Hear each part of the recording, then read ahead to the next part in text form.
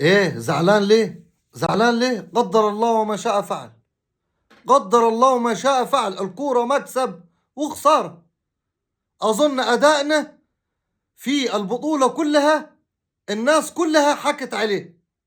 الناس كلها اتكلمت على أداء المنتخب المصري.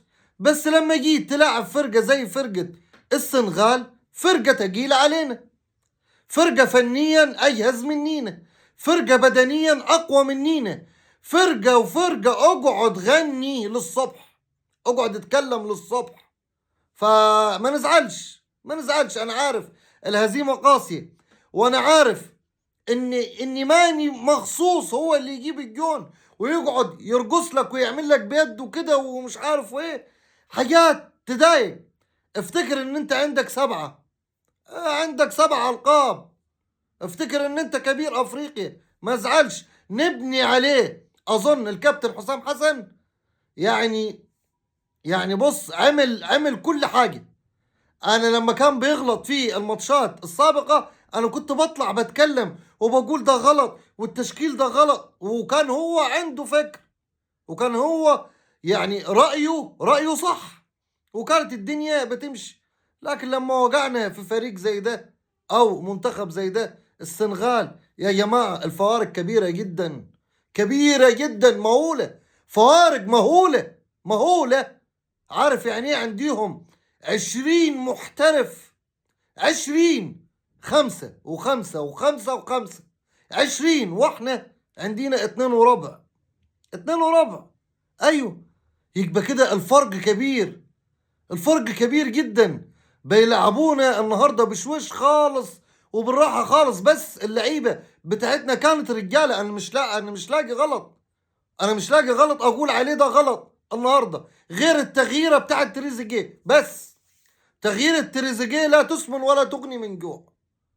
كان مكان تريزيجيه نزل زيزو بس كده، وهيجري لك وهيديك السرعه وهيديك القوه وهيديك كل حاجه. لكن تريزيجيه ما عندهوش الحته دي. بس برضه نرجع نقول قدر الله وما شاء فعل. امكانياتنا واحد معاه عربيه مرسيدس، واحد معاه عربيه فيات 128.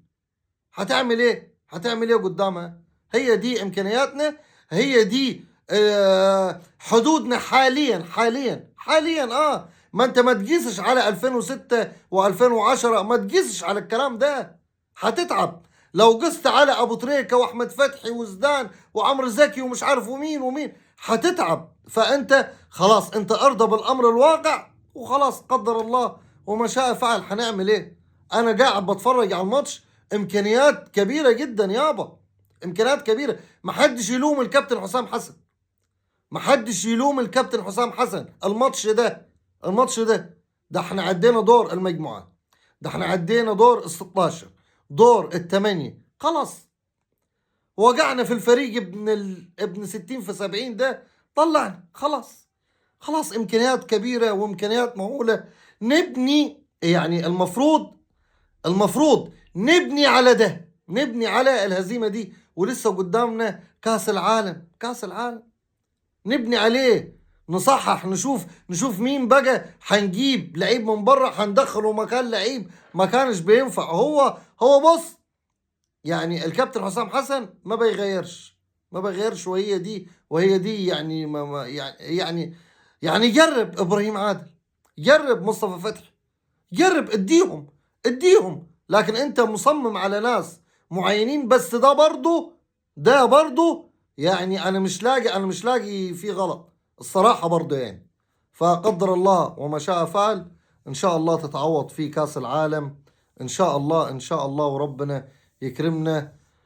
الواحد حزين والواحد متضايق، بس ادي الله وادي حكمته. انا معايا عربية فيات وهم معاهم مرسيدس، بس كده.